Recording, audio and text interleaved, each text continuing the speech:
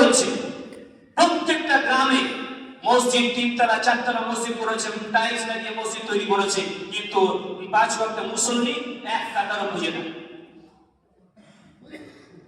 তাহলে সেই সমস্ত মসজিদগুলো ভাঙবে না তো কি করবে? সেই মসজিদগুলো ভাঙবে না তো কি করবে?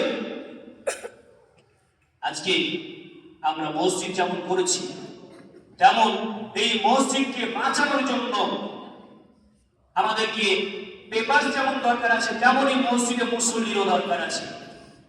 মসজিদে যদি মুসল্লি থাকে তাহলে আপনার এই মসজিদে কেউ হাত দিতে পারবে না, কারণ হাত দেওয়ার সাহস হবে না।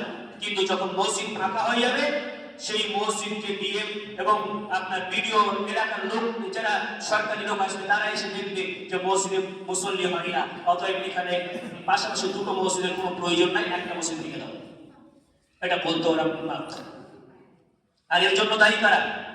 এর জন্য দায়ী আমরা নিজেরাই, এর জন্য দায়ী আমরা নিজেরাই।